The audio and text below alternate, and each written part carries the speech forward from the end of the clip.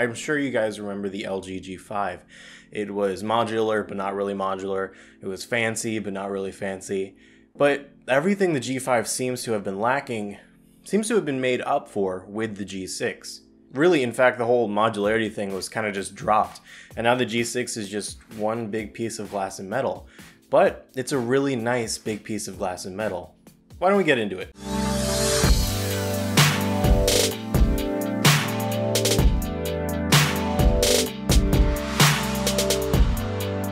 First off, LG stresses that the G6 has passed 14 military standard tests. Things like shock, humidity, sand, and high temperature tests were all included in these. And this is a really good thing. It means that the G6 is extremely durable. It also means that if I get the G6 wet, I really don't have to worry about losing everything, which is amazing. In terms of design, I think LG did a really good job.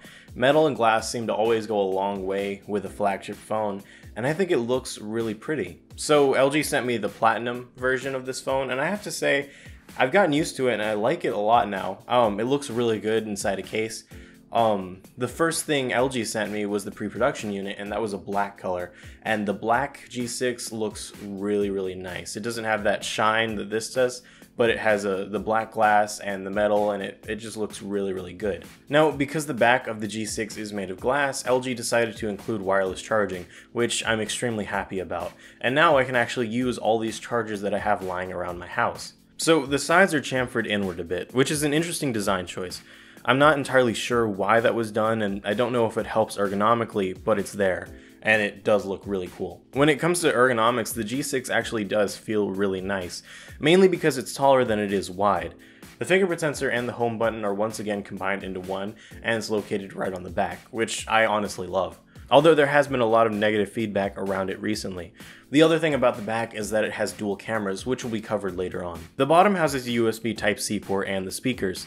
Now, the speakers don't really sound amazing, and they're down-facing, which means they're not going to be that great to begin with, but they're there, and that's the important thing. So overall, the hardware is sturdy and looks pretty great. So one of the main selling points of the G6 is the display. The display comes in at 1440 by 2880 and is really crisp, clear, and has really good color reproduction. The display is 5.7 inches, but it isn't your conventional type of display. The aspect ratio is a cool 18 by 9, which means you can see more of what you want to. But that kind of has its downsides. Most of the apps that are available in the Google Play Store don't really support LG's 18 by 9 ratio, meaning that a lot of the apps you have and will end up downloading on the G6 don't necessarily fit, and in order to fix that, you have to go through app scaling. And app scaling will try its hardest to fix that, but some apps don't really work. For instance, YouTube, when I watch a YouTube video, it doesn't actually fit the whole screen. It cuts off about 4 millimeters in on each side. Now, that's not the worst thing in the world, but know that when you get the G6, even though it has these, small bezels on the top and the bottom, and it has this large screen, that doesn't always mean it's going to be used to the fullest extent. So the G6 does have a Snapdragon 821 processor. While it's not the latest processor from Qualcomm, it definitely will get the job done for you. During my G6 use, I really put it through a lot, and it seems to be keeping up really well, and it's really fast and still really responsive. Now, that could definitely change in the near future. For instance, when I got my V20, a couple months after that, the performance really started to go downhill from there. So I don't know about the G6 just yet, but for now it's doing really well and I enjoy using it a lot. So obviously LG does have their own launcher and their own skin. Now, when I got the G6, I did initially change it because I didn't really want to deal with it. But going back to it, it really isn't all that bad. It does give you the option to use the home launcher with the app drawer, so you don't have to put all the apps on the same page. I've never really had a problem with LG's skin, especially the drop-down menu. It's always had exactly what I needed, and I never had any issues with it. So that being said, there are a few things to love about LG software.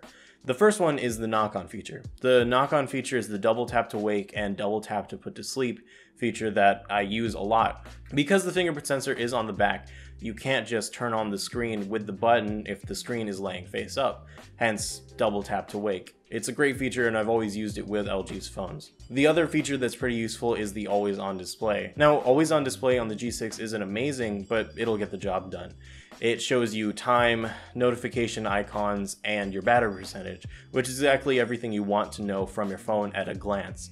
Now, I'm not entirely sure how this affects battery life, but you do need to know that the battery life on the G6 is really good. On a normal day, I can get to the end of the day with maybe 30% left of the battery, which is really good. Now, it's a 3,300 milliamp hour battery, which does the job for you. On a heavy day, I could probably go the whole day and be dead by around 7 p.m., which is a heavy day of use. So constant texting, constant use, constant web browsing, stuff like that. But I don't really use my phone as much as a lot of people, so I end up getting higher percentages towards the end of the day. Now, you may not be like me, so you might need a phone that has a little bit bigger of a battery. But for now, this does the job really well, and I'm really impressed with the battery on the G6. So the last thing is the camera. And I put the camera at the end of the review because I don't love the camera. It feels grainy, it feels in a way smudgy, if you could call it that, but I've never really been impressed by LG's cameras. It does have the wide angle lens, and the good thing about the dual lens is that both are 13 megapixels, which wasn't the case before. Now that they're both 13 megapixels, if you take a wide angle shot, it's supposed to be the same quality as if you were to take a normal lens shot. So even though these lenses are the same quality and using them seems fine changing between the two, I just don't really like LG's camera that much. It's really nothing compared to a Pixel camera, obviously, or nothing compared to an iPhone camera, but for a flagship I feel like it should be a little bit better than this. So all in all, I like everything about the G6 a lot, really except for the camera, but everything else works really well. It's fast, even though it's last year's processor. It looks really nice, it has wireless charging, which is something I'm in love with. And the price tag really isn't even that steep. At $650 for a flagship, that's kind of a good deal, as long as you know you're not getting anything extremely special with the G6. So that's going to be it for our review. So if you liked, please leave a like, comment, subscribe, and we'll see you next time on Your Tech Explained.